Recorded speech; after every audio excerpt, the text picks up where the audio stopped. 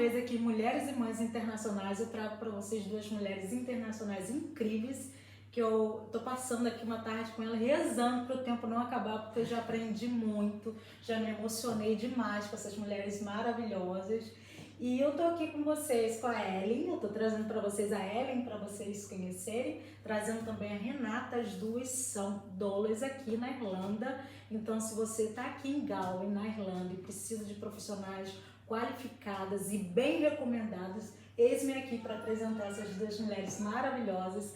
Elas vão contar e trazer para a gente como que funciona esse trabalho, qual a importância desse trabalho, nesse processo que é tão importante, que é tão especial para a mulher que está trazendo ao mundo uma vida, e mais do que isso, para essa mulher que é internacional, que está longe da sua rede de apoio, pode contar assim com mulheres brasileiras falando a sua língua e mostrando e facilitando esse processo de chegada do seu bebê, da coisa mais linda da sua vida. E esses que estão as minhas queridas Ellen e Renata para contar um pouco. Meninas, então vamos começar por você, Ellen, depois eu preciso que você também fale, Renata, das experiências de vocês e qual é a importância de ter um acompanhamento da doula desde o processo da gestação, passando pelo período de parto e o pós-parto. Qual é a importância de ter esse acompanhamento em todo esse processo? Ok, muito prazer. Sou a Ellen, sou doula aqui na Irlanda e me formei há 4 anos atrás, em 2018, aqui mesmo. E, bom, vou começar contando um pouquinho da minha história, né? Para mim, ouvir falar, para mim, parto sempre foi uma coisa muito sofrida, muito doída, né? Porque foi uma coisa que é cultural, né? A gente sempre ouviu falar histórias difíceis, a gente assistia a televisão e sempre foi muito difícil. Então, eu sempre tive esse medo, esse receio, né? De viver uma experiência assim. E foi aqui na Irlanda quando eu comecei a acompanhar uma amiga no processo de gestação, comecei a conhecer e ver que tinha aqui um pouco mais opções, que não era aquele parto sofrido que a gente sempre via, né, ouvia falar, não era essa a única opção. Eu lembro que uma vez eu assistindo um documentário, eu vi um bebê nascendo na banheira. Eu falei, gente, que montagem, como pode ser isso? E aí eu falei, e eu nunca imaginei que dava para viver um processo de parto de uma forma leve, de uma forma respeitosa. E isso me encantou e eu comecei a assistir cada vez mais, me aprofundar, me informar. E eu descobri essa profissão, a doula. Foi no momento da minha vida em que eu estava procurando me encontrar profissionalmente, porque não estava feliz com a profissão que eu tinha. E de repente eu me vi ali naquele momento, não sendo a responsável técnica pelo parto, mas sim podendo acolher, ajudar a gestante, a mulher naquele momento de parto, no momento que ela está vulnerável, que ela precisa.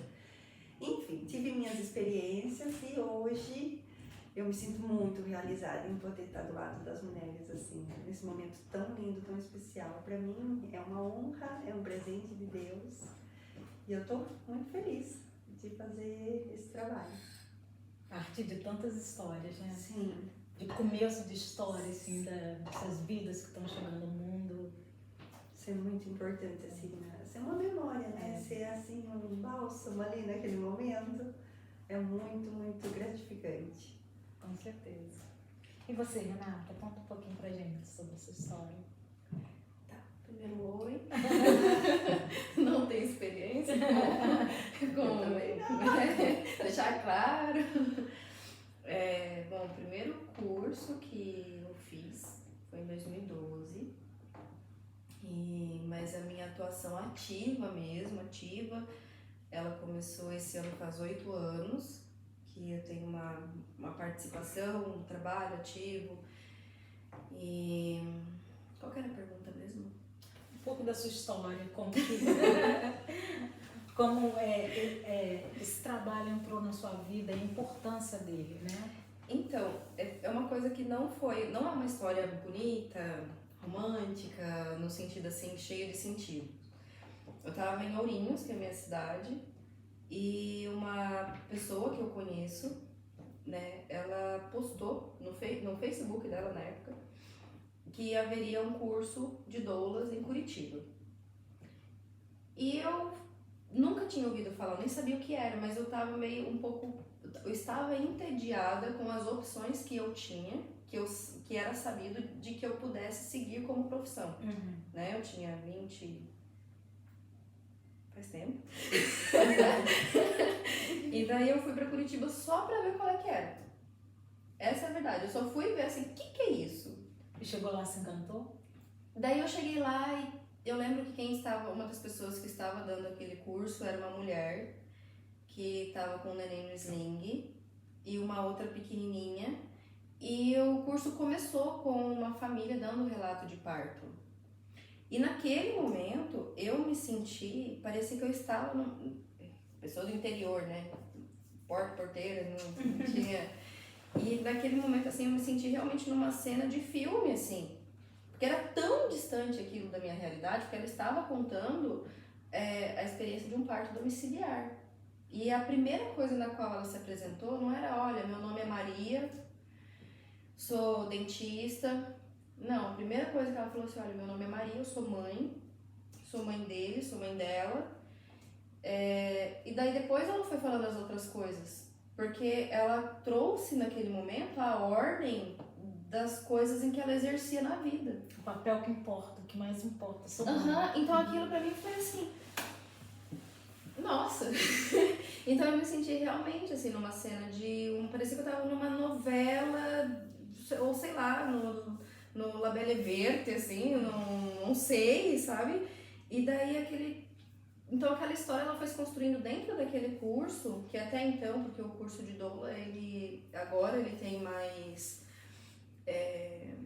no Brasil, né? Ele tem uma nuance maior, tem horas e tudo, mas quando começou isso lá no Brasil, essas experiências, era coisas bem assim de um dia, um final de semana, 3 dias, 2 finais de semana, né? Então assim, foi um final de semana que eu passei que o tempo inteiro era voltado para o quão importante era a primeira impressão de mundo para a criança e do quão importante era para a criança a saúde mental da mãe, de quão era necessária de quão prioridade era aquele momento na vida do ser humano como investimento para a humanidade. Então foi assim que foi, eu falei assim, nossa, que óbvio isso, gente, como que a gente não pensa nisso antes? E eu só fui lá para ver o que era isso, porque era uma coisa que eu nunca tinha ouvido falar. Eu não tinha a menor intenção de ser mãe naquela época, não tinha a menor intenção de realmente ser doula. Eu só fui lá para saber o que era e para fazer algo diferente do que a minha realidade lá no interior tinha para me oferecer. Era só isso. Eu acho muito interessante que você tocou em 2 pontos assim fundamentais. Que você foi surpreendida que você não tinha conhecimento da importância da doula e tudo mais. E a questão do acolhimento, não só para a mãe, que está passando por esse processo de transformação social, emocional, orgânico, né, porque o organismo está mudando também, mas para o bebê, que isso vai afetar não só a mãe e o bebê, vai afetar a humanidade, trazendo para a nossa realidade ali, para o contexto social. E a maioria das vezes, por conta desse canal maravilhoso, eu estou tendo contato com mulheres brilhantes e mulheres grávidas que estão passando por esse processo, e a maioria das vezes eu percebo que elas, não, assim como você, nesse primeiro contato, não tem conhecimento da importância dessa profissional, de ter o acompanhamento dessa profissional nesse contexto. Não só para a mãe, a questão do acolhimento, do entendimento do corpo, da gestação, do momento do parto, do pós-parto que muda, passa a ser outra pessoa, né? Porque chegam outros papéis, outros sentimentos, uma série de questões, e o quanto ela precisa estar preparada para isso. Isso é muito normal. Já conversamos hoje mais cedo que eu encontrei uma gestante e tal, e eu com muita expectativa, e aí, como tá tudo pronto, preparado e tal. E aí eu percebo que muitas das mulheres grávidas, o enxoval tá pronto, O book já está encomendado, o bercinho, o quartinho, está tudo pronto. Mas o que vai fazer toda a diferença, que é essa estrutura de mãe que está chegando, que vai se transformando, e que vocês, eu sei que faz parte do trabalho de vocês acompanhar, isso é como se ficar de segundo plano. Na verdade, não tem um plano. Porque se você não sabe da importância desses processos, como que você vai se planejar? Se você não sabe que no puerpério vai acontecer, as chances é fisiológico, então as chances de acontecer determinados eventos durante o puerpério é quase que de 100%, para não dizer 100%. Se você não sabe a importância do movimentar-se durante o trabalho de parto, você fica à mercê do que o plantonista tem ali naquele momento para te oferecer. Então, quando a gente fala sobre o planejamento para o parto, de ter um desfecho de parto, uma experiência positiva, independente da via de parto em si, porque quando a gente está falando do nascimento, é muito mais sobre a experiência e a memória que a mulher vai ter durante aquele momento do que da via de parto, só para trazer isso. Se você não sabe da importância disso para o resto da tua Qual vida... seria a importância de você ter o plano de parto, aquele que você vai apresentar no hospital, sabe? Por exemplo, eu já conversei com algumas amigas aqui que elas falaram assim, ó, fiz o plano de parto, em inglês, é claro, que muitos não dominam a língua e na hora da dor, na hora da vulnerabilidade, o mais importante não é nem falar, mas é importante que ela demonstre o conhecimento e aquilo, a forma como ela deseja que seja aquele momento dela.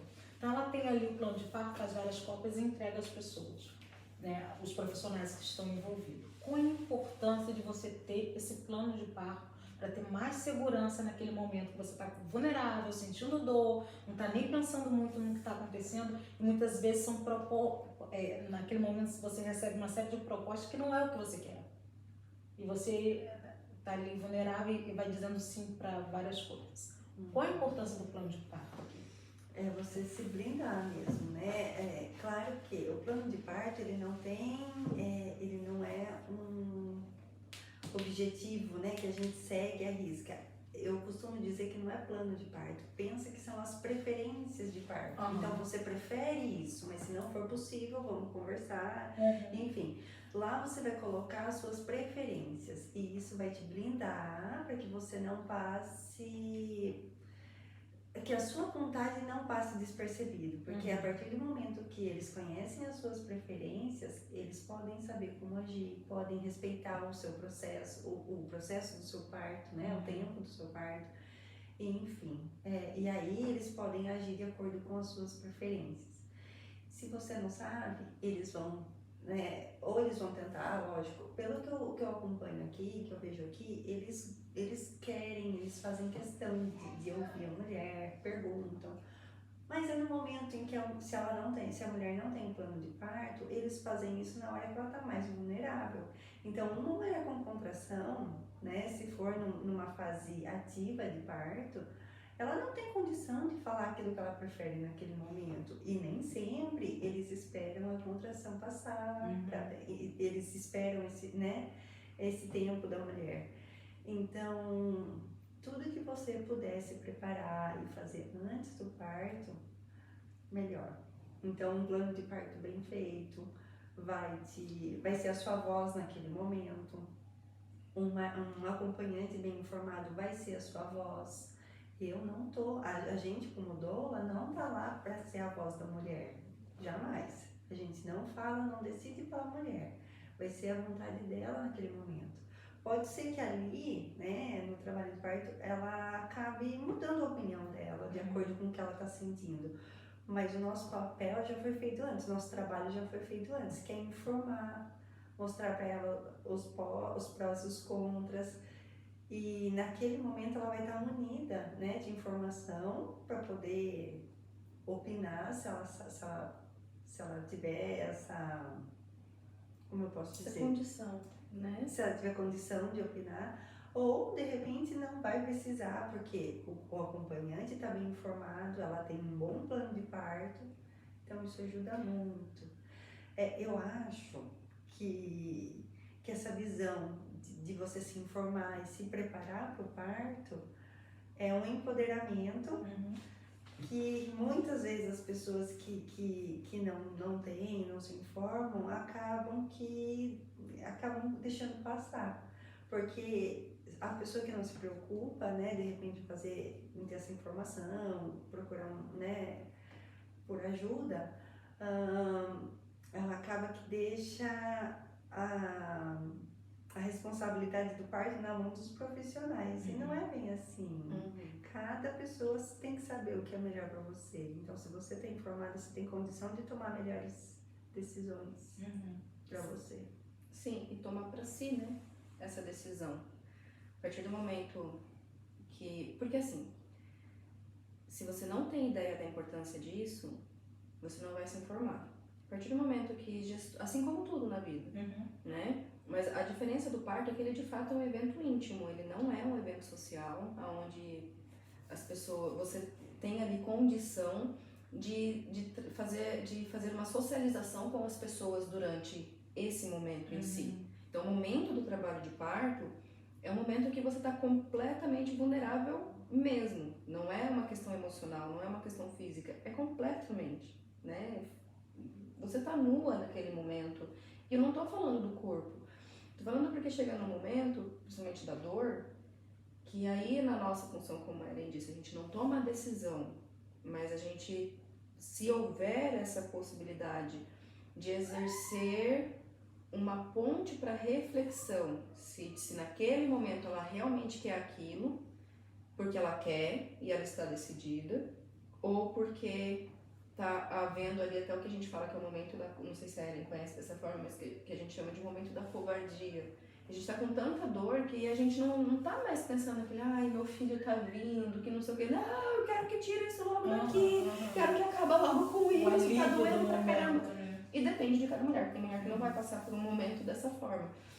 Então, assim, o plano de parto em si, ele te traz a possibilidade de que mesmo que naquele momento que você pegue, um exemplo, uma mulher ela escreveu um plano de parto de que ela não quer analgesia, ela sabe do que pode acontecer ou não com a analgesia dado no momento errado, por exemplo. Ela escreveu ali, no momento de que ela está lúcida, que ela está com essa condição de que ela não quer analgesia. Na hora que ela está ali com 8 dedos de dilatação, centímetros, enfim, que é o momento que dói, para um caramba, ela pega e fala, não quero mais, quero analgesia, tira esse neném daqui, faz cesárea, faz o que for, mas não quero mais sentir essa dor.